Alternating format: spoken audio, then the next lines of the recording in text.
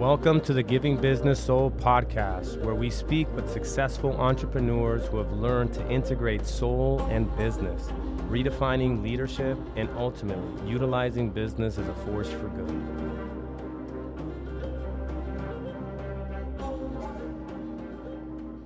All right, everyone. Welcome to a very special episode of the Giving Business Soul podcast. As you all know, my name is Francisco Jara. I am the founder of Giving Business Soul and the Mortgage Phoenix Group. And I think what I'd love to start off by saying today is just I want to acknowledge all the listeners that have been tuning in to what we've been sharing. I just want to say thank you. Thank you for tuning in. Thank you for listening to the Giving Business Soul podcast. I know a lot of you have shared it. And as you can imagine, by someone that has just been working on developing and creating to get messages, every week after they listen to another podcast, it's certainly very heartwarming, and certainly it's a nice confirmation from spirit, from God, from the divine, like, hey, you're doing well. Keep moving forward. And so, again, I just wanted to start off by saying thank you. Thank you for listening. Thank you for continuing to share. And what I'd love to do today is I want to share with you the origin story of Giving Business Soul. I know that many of you that are listening, and especially the new listeners, some of the constant feedback that I get all the time is how important Giving Business Soul feels, like that there is a very real transmission here, something of real value for entrepreneurs and for humanity, as well as this idea that there's a movement here. And what I wanted to do today was really just kind of share the origin story of Giving Business Soul, how it really surfaced in my life, and how I've slowly over time been able to unearth this thing that's been in me. And I'm going to share this story in hopes that it serves all of you. Because if you're following Giving Business Soul, you are being pulled into it. My sense is that you are holding something very unique and special as well. We've heard that throughout time, that all of us have a very unique purpose and a reason for being here. And I know that in my pathway as an entrepreneur, that's ultimately what I came to discover.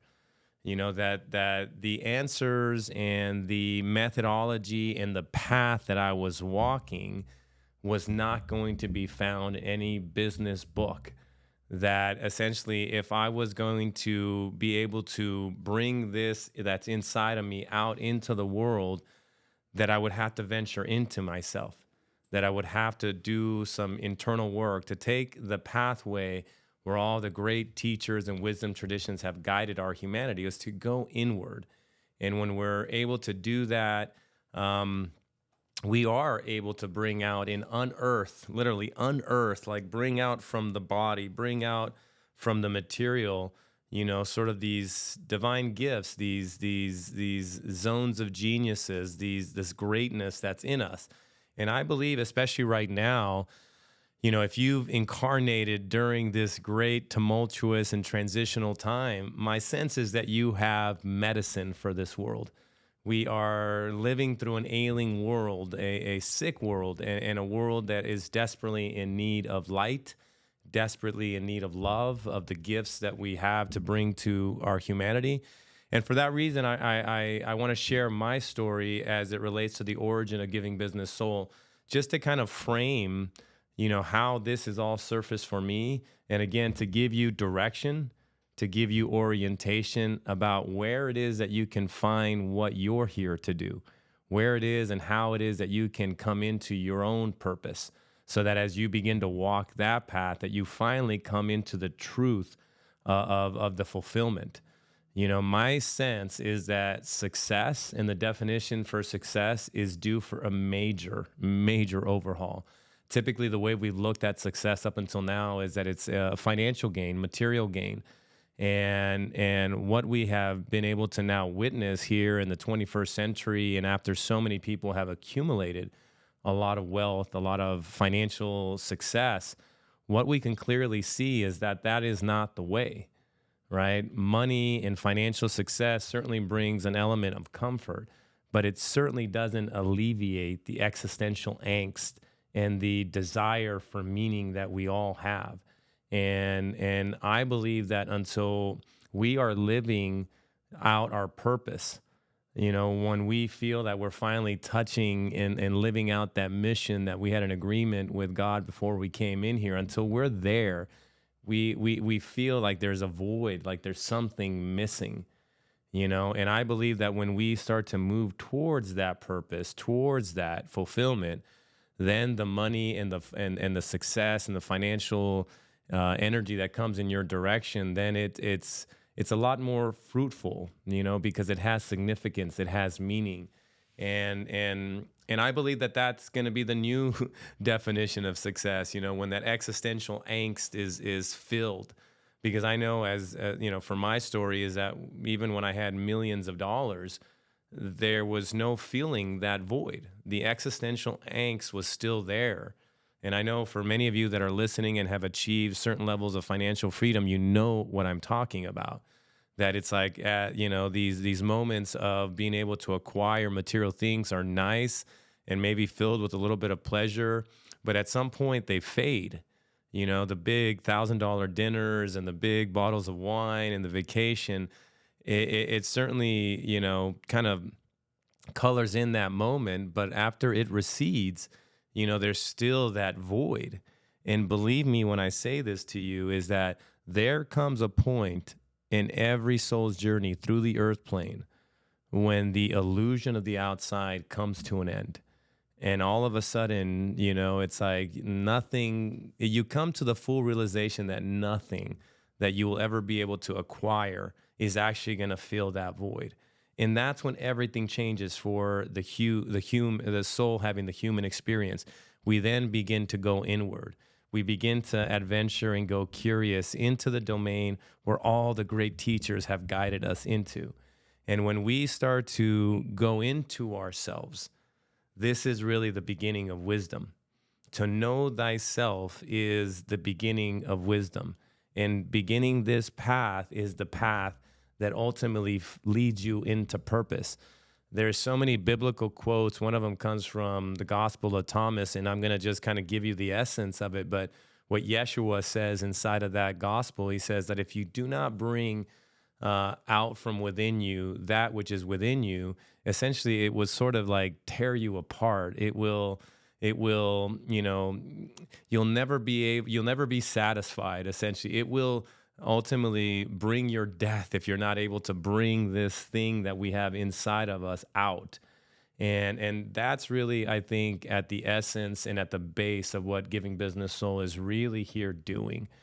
We are guiding the entrepreneur to take this path into thyself so that we can bring forward as entrepreneurs, as individuals who are holding the merchant archetype, and bring this medicine, these gifts out into the world so that we can provide it some sense of love, harmony, connection, truth, and that's what we're all about, And before I go into my story, I want to frame this piece that, if you're in the community, you've obviously heard this. If you have not gone through you haven't joined the Giving Business Soul community or gone through our flagship curriculum, you may not understand this, but tune in here, because I think, again, this really paints a really clear picture as to why I believe that Giving Business Soul is so important in this transitional time.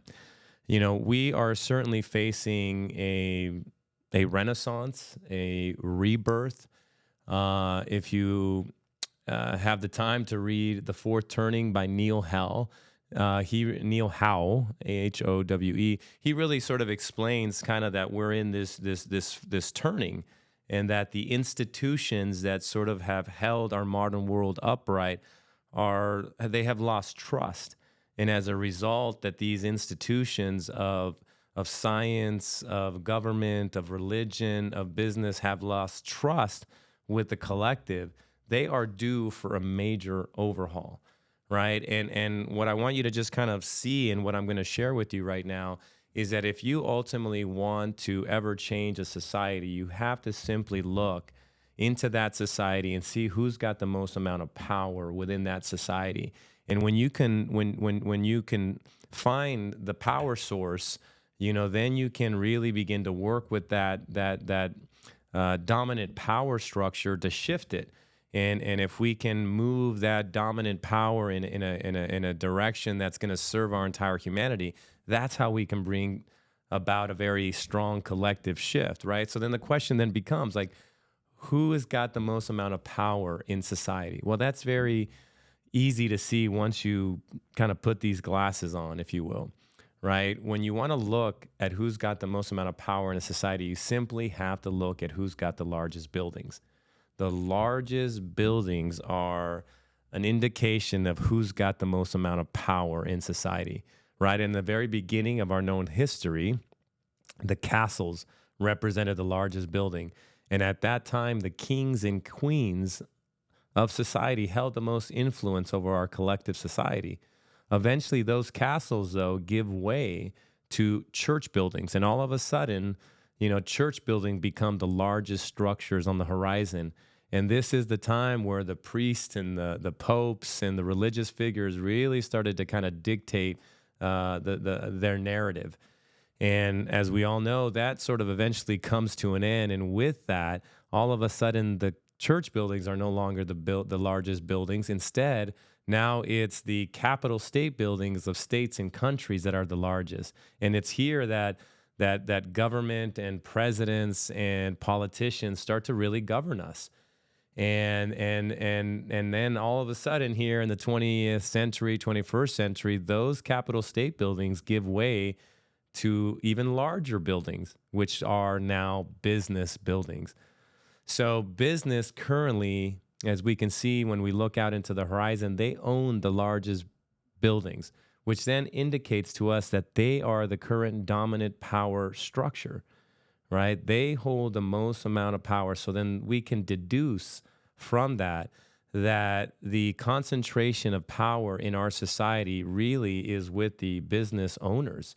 It's with the entrepreneurs, right? And so when you think about that I think starts to kind of open up why Giving Business Soul is so important, because it is the first time in our known history where the dominant power structure can be molded. It can be shifted, because prior to entrepreneurs sort of being a part of this power structure, if you had to belong to a bloodline to be a king or a queen or a pope or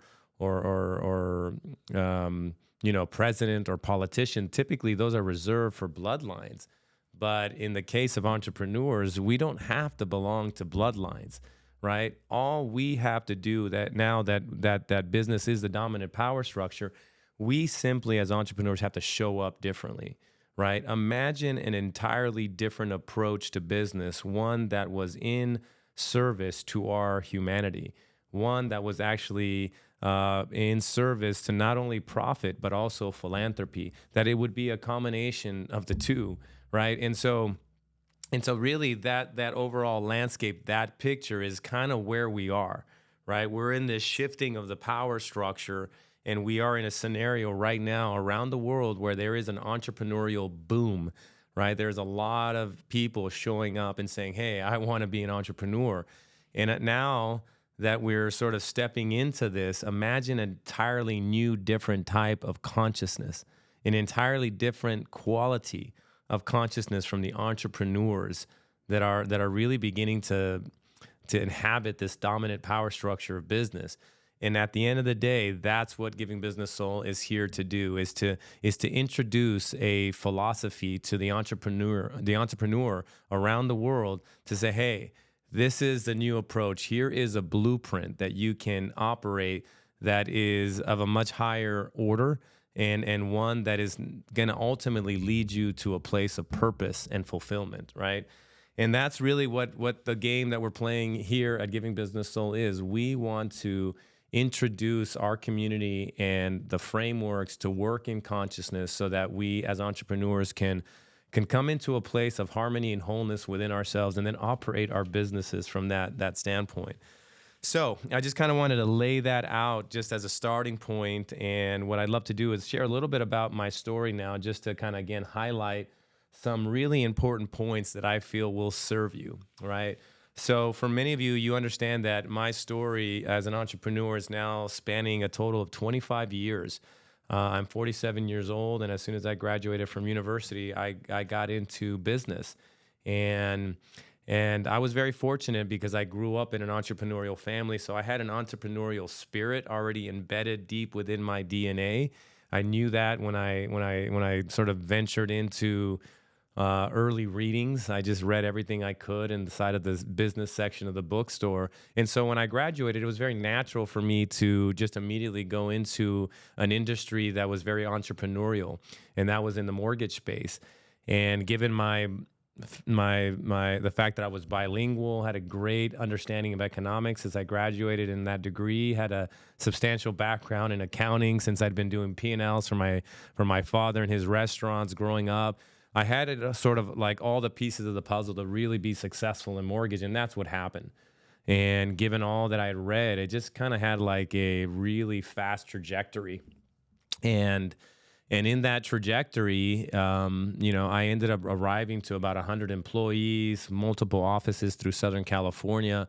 Was cruising along, right? And then all of a sudden, I go into a stage 3 cancer, a multi-million dollar divorce, and then a bankruptcy, a multi-million dollar bankruptcy, and then the divorce.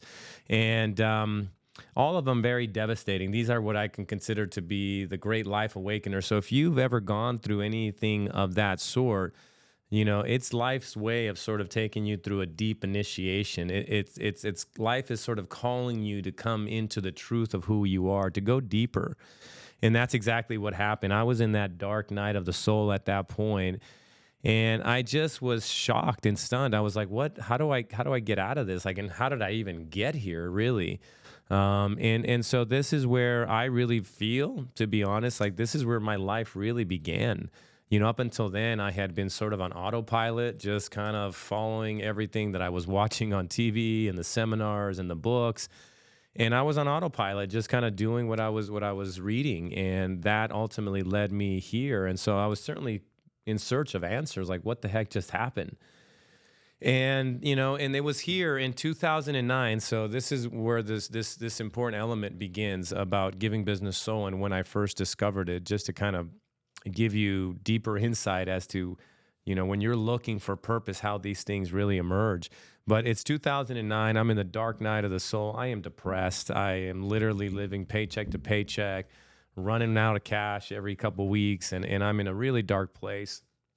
And I decided to do an exercise that was ultimately this idea about how to find my soul's purpose. Like literally, like what is the purpose of my soul for being here on the earth? And it was such a simple procedure and task to do, but ultimately it was about just writing on a piece of paper, what is my soul's purpose? The guy who originated this exercise, his name is Stephen Pavlini. And thank God for Stephen Pavlini. I don't know much of him other than this exercise, but I wrote that on the piece of paper. I said, what is my soul's purpose? And what he did is guided you to like literally just free form write whatever comes out of your body, whatever comes through your mind, and just write free form. And it may take you 30 minutes, it may take you a few hours, but the idea behind this is that you set a very sacred space to do this exercise, some music, a candlelight, maybe in the dark, meaning at night, and just to allow this to come through. And it took about a couple hours, but when I wrote the words giving business soul, like it literally came out of me, I all of a sudden, as soon as I wrote that, I started to cry. I started to weep. And that's what he said. He said, you're going to touch something that is going to move you to your core. And that's exactly what happened. I wrote those words and I just started literally like convulsing. I started like weeping. There's a difference between crying and weeping. Weeping, I believe, is of the soul. It's just a deep remembrance.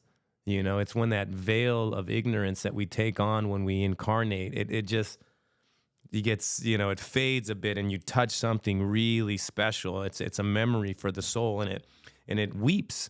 And that's exactly what happened with giving business. So when I didn't understand what the heck it was other than it was significant and it had to do with my purpose on the planet, and so I tucked it close and I continued to walk.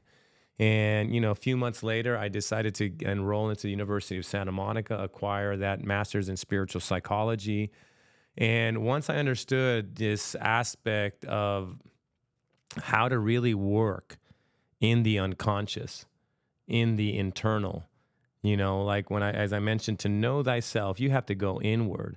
But to go inward, you need to understand that domain, right? And so all of a sudden I'm in this university and I'm learning how to actually work, how the unconscious, how the soul communicates. There's a language to the soul, and it communicates from an area called the mythos. And so it's constantly in communication. Carl Jung called this meaningful coincidences or synchronicities, right? When these things start to occur, it's almost like the soul really is sort of speaking to you.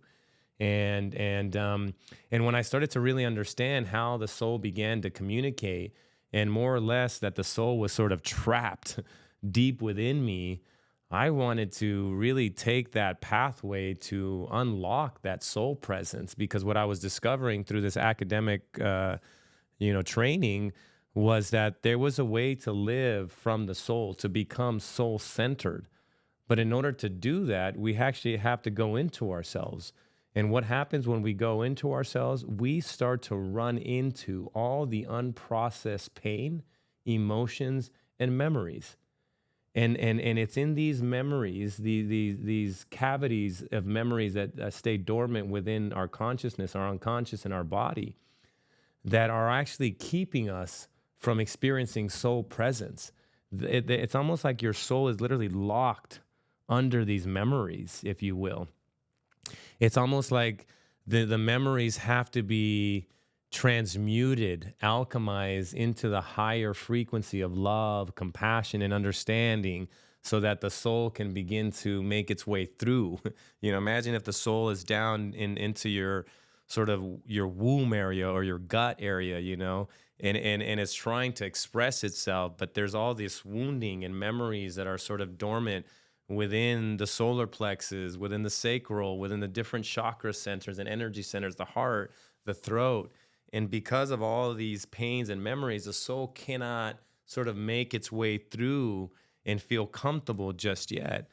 And as I started to really gain an understanding of this domain and the frameworks, I went really vigilant and started to read everything I could. I was like a little child in the most like in a Disneyland, but like in a Disneyland that we all come down here on Earth to come and visit. I was like, oh my God, this is literally where all the masters and all the great teachers have been guiding us. We just have been seduced by this construct, this matrix, to keep our attention to the outside, keeping us from what is most important.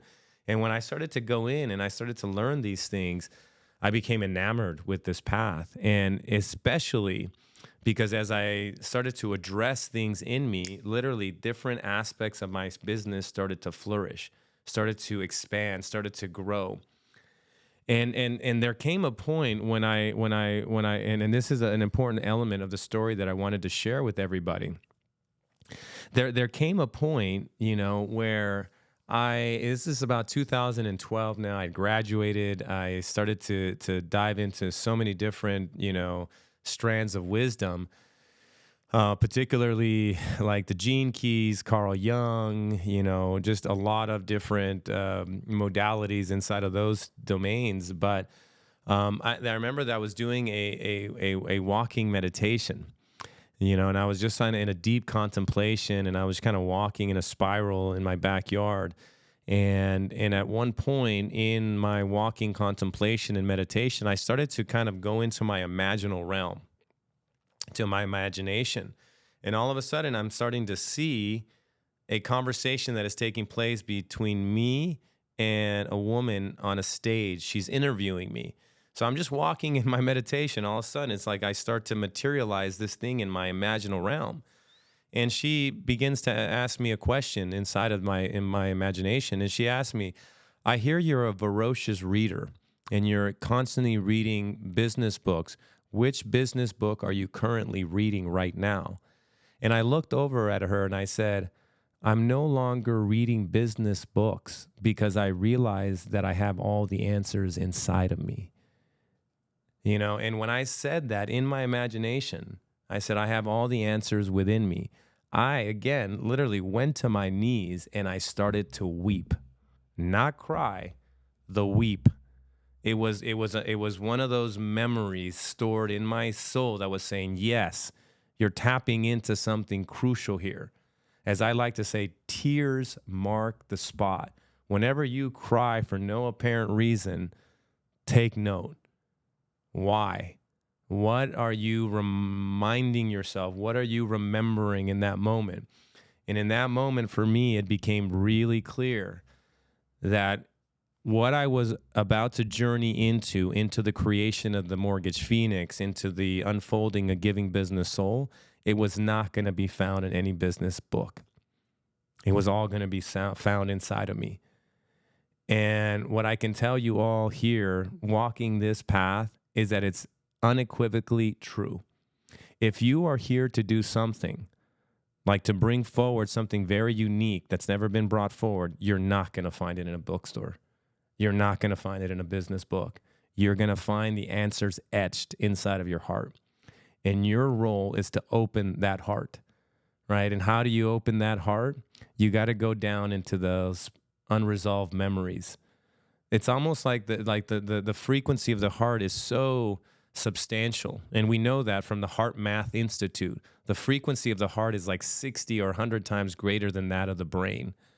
So then the treasure is in the heart. If we can get that heart to permanently open, imagine the frequency that comes out of you, right? What comes from that? And that really, in my estimation, is what we're attempting to do to unearth, these gifts that we have. And so that's not going to be found in the business section of the bookstore.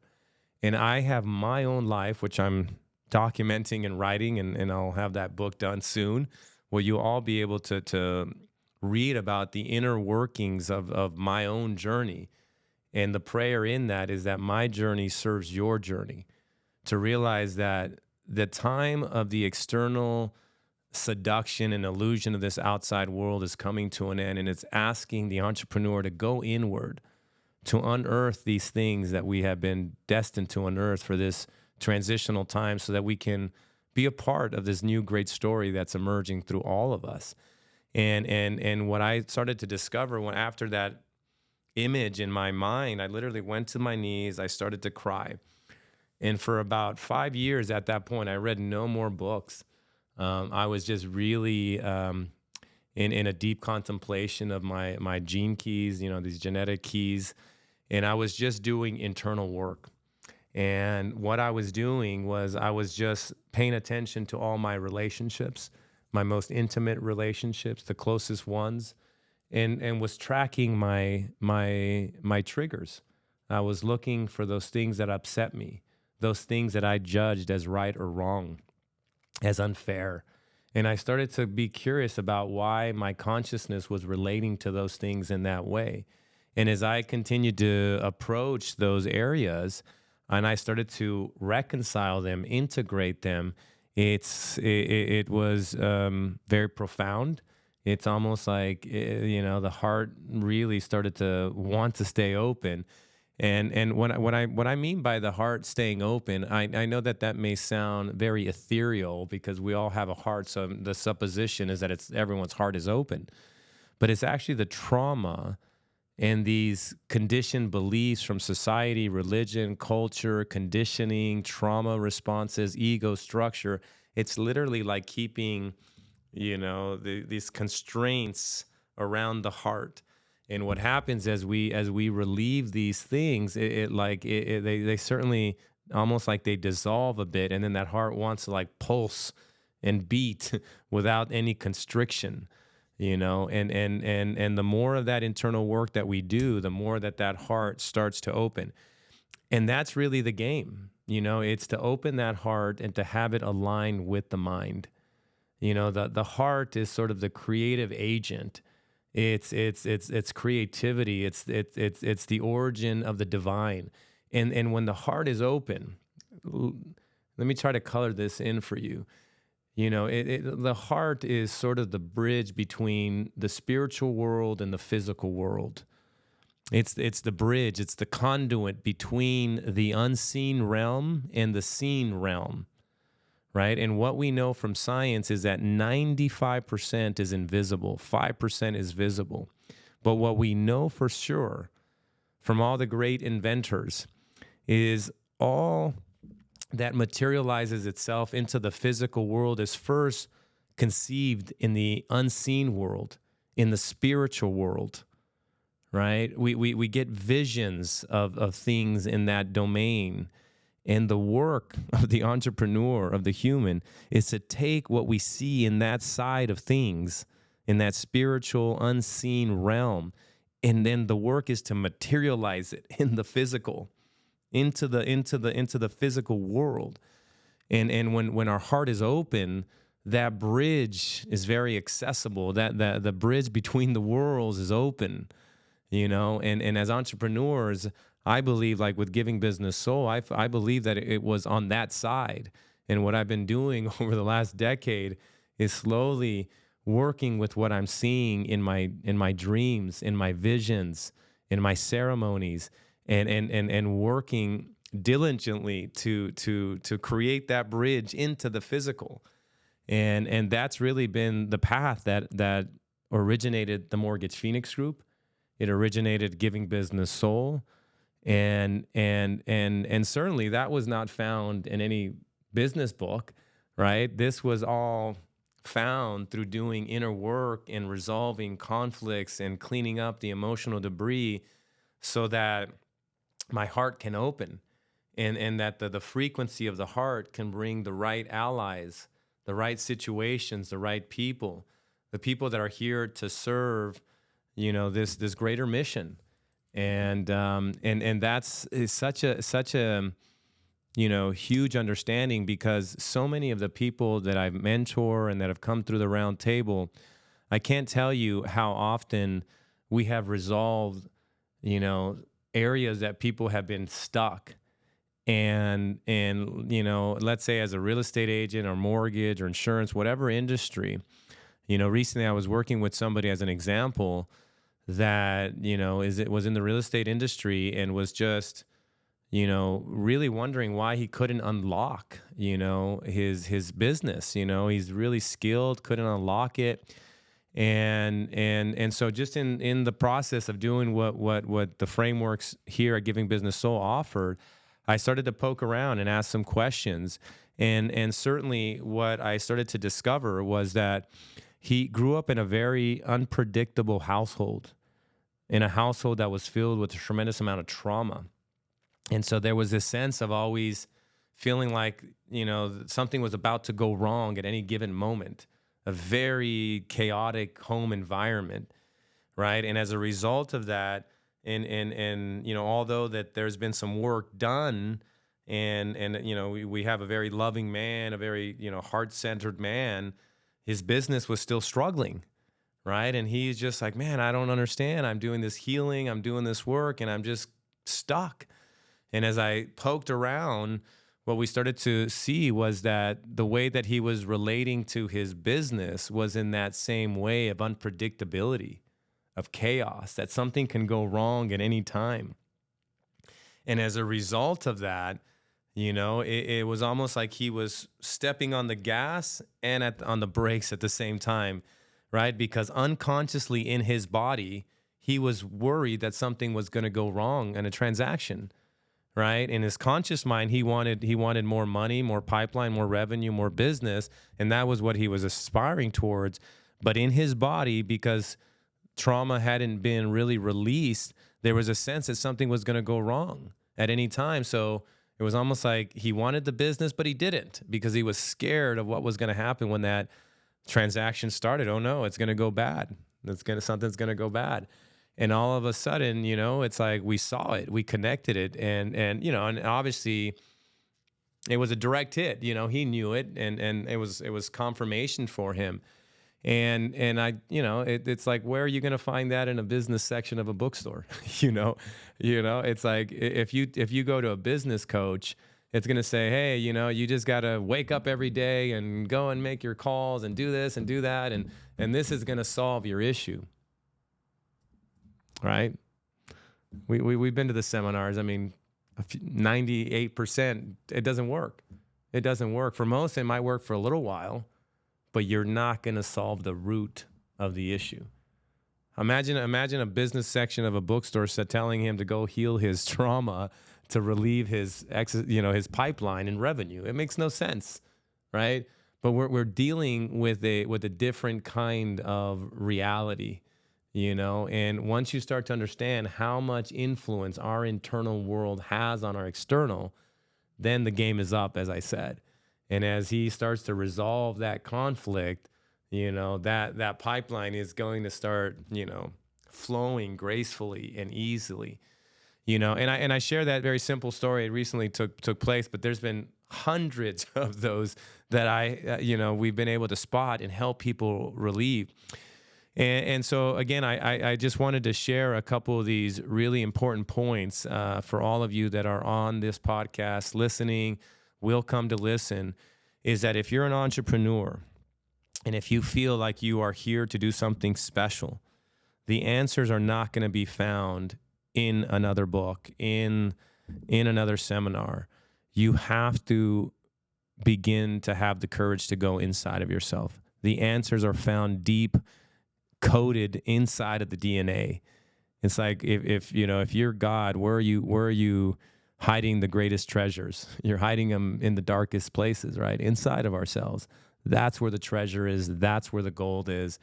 And what we're learning as a humanity right now is that all the great teachers had it right. We were just not advanced in consciousness enough, or maybe it just wasn't the right time in our human history to really come into the depths of that understanding and realize that our divinity, our heart, the divine aspect of ourselves, like we have a human side and we have a divine side.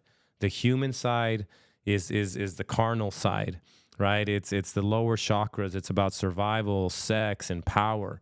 This is sort of the animal nature that is needed in order to survive in this physical world. But the higher nature of us is our heart, our throats, right? Our ability to speak truth and goodness and then the wisdom, right? What we are looking at doing is coming out of those lower centers, right? All out of that survival frequency, out of just pleasure and the desire for power. When we can resolve the ego structures that got laid in, that caused us to get stuck in those three layers, when we have the courage to untangle that. But again, to do that, you need guidance. You need mentorship. You need community, right? This is a domain that needs assistance, but once you start to come in, get these tools, these frameworks, and you start to work from the inside out, your life becomes a great mystery. You start to know that you're on purpose, right? It's kind of like what Carl Jung said, when he was asked, like, do you believe in God? He said, no, I do not. I know God. And that's the same conclusion that I've come to. I don't believe in God. I know God. And what gives me the audacity to say something like that? Because I've seen that intelligence play out over and over and over again in my life. Stuff that is inexplicable. Meaningful coincidences that are 1 in a trillion, over and over and over again. Those kind of statistical odds can only be that there is an intelligent force guiding me. And when you have tasted that guidance and that force, kill me, but I'm not coming off of that. I know God. God is serving a higher mission for all of us. And when we have the courage to be devoted to know ourselves, that's when God slowly and methodically begins to bring you further and further into yourself. You can't handle it all at once. It's like a little bit at a time. It's like there's an intelligence inside of the construct that literally releases when you're ready for the next. It's, if it was all released, it'd be like drinking water from a fire hydrant. It's just too much. It's overwhelming, the amount of consciousness it's trying to make itself through. So it's little by little. And as you resolve more and you open that heart, and what begins to flood you becomes higher in its essence. These qualities of joy, love, peace, honor, truth, they start to dominate your inner world versus, I can't do this, the self-talk, the self-doubt, the self-sabotage, all of that stuff, that starts to go away, and that's, I think, a really good barometer. If you're listening, what's your self-talk like? How much do you beat yourself up? How much do you doubt yourself? If that inner voice is still the dominant, that is just an indication that there's a lot more ego structure to clean out, right? The ego structures are the limitations. The soul is immortal. It's expansive. It knows no limit. It doesn't ask, like, it doesn't tell you can't do this. It's more like, let's start moving in that direction and it's all going to get figured out. There's like a tenacity to that soul, because it knows that at this point in human history and what souls on the earth have been able to accomplish, to ask ourselves, can we, is asinine. It's better to ask yourself, how can I do that? But I mean, think about all the greatest accomplishments on this planet. I mean, they were all earth, manly accomplishments, but I mean, incredible. So is there a limit? No. The only limit is the ego structure, that part of the physical world reality, the mind that starts to, and it's not that it's doing it to protect you, in the beginning. It's not malicious. It's a protective mechanism, because to think that the ego is malicious is to think that God's hand is imperfect. Ego is perfect, and it's a protective mechanism in the beginning, and it's part of the game to untangle it, right? To untangle it and have it be now established in its original, to establish its original mechanism or its original, the word is slipping me, but what its primary purpose, essentially. Its primary purpose. And once we untangle it, it comes into primary purpose. And primary purpose, I think I would say that it's that energy of being the ally. It's almost like God's voice in your head saying, hey, you can do this. You got this. You're capable. It's going to take time, but stay forward. Stay steadfast. This is going to open. It's going to unfold for you, And once you have that level of internal dialogue, you got the best cheerleader, right? And you got a champion for your cause. And you want that, you've arrived, or you're getting much closer once that voice is starting to do that, So I think in closing this out, as today's special podcast, again, is just an invitation for all of you that are listening, that if you're here, with Giving Business Soul, thank you for joining and being a part of this story. Giving Business Soul is just getting started, and we are certainly looking for individuals that have a heart for humanity, who essentially want to see this world for what it's capable of, for what its potential is, for what it's been promised. And if you believe that you are a cause and can be a cause in the matter, then come into the community, come through our roundtable curriculum that essentially lays out so much of these different aspects of what I'm sharing with you. We call it the Roundtable Mastermind. It's a soul accelerator program. And the reason that we call it Roundtable is because I love myths. Myths are sort of the perennial philosophy. It's how we educated our soul on the planet. And the myth specifically that I have an endearment towards is the myth of the Holy Grail, and the myth of the Round Table, and the Arthurian legends. And these myths are coded. They're encoded with wisdom, and they are always cloaked with deeper meaning. And specifically, the Holy Grail legend was coded so deeply because when it surfaced in the 1100s, it was done to keep something extremely important alive, and And that is to remind ourselves as a humanity that we are souls and bodies. And the Grail legend is an entire myth about ultimately how we can move through the forest and ultimately come into that Grail castle where the Holy Grail is at, and that we can activate it. That we can, begin to essentially become the Holy Grail, right? And the way that you become the Holy Grail is essentially you have to do what Percival did inside of that legend. You have to go through that forest. You have to go through your life, through the pains, the memories. And as we resolve all of those different things inside of our forest, we eventually will come to that Grail castle. That could be said to be maybe the heart, that the castle really, when Percival arrives to that castle where the Holy Grail is, that's really the heart. And the Grail is really the soul, right? And so the round table, reason we named it that as a business, organization. Why would we name, this thing the round table? It feels like it's got no significance, no correlation to business. But when you penetrate it and you look at the deeper significance, you get to see it, right? The people that sat at the round table were the bravest, most loyal, and were the ones that really wanted to find the Holy Grail and wanted to live from that place. And so for those that come into the Giving Business Soul community, the round table curriculum is how you go through, right? It's essentially a preparation to go through your own forest, the pains of your own life, to resolve those memories so that you can arrive into your heart, into that castle, and then ask the very penetrating question that actually activates the Holy Grail in that legend, which is, how can I serve the Grail? Right, which is indicative of how can I serve the wisdom in my soul, right? How can I serve what is in me? How can I bring out what God has given me to give to this earth? How do I do that?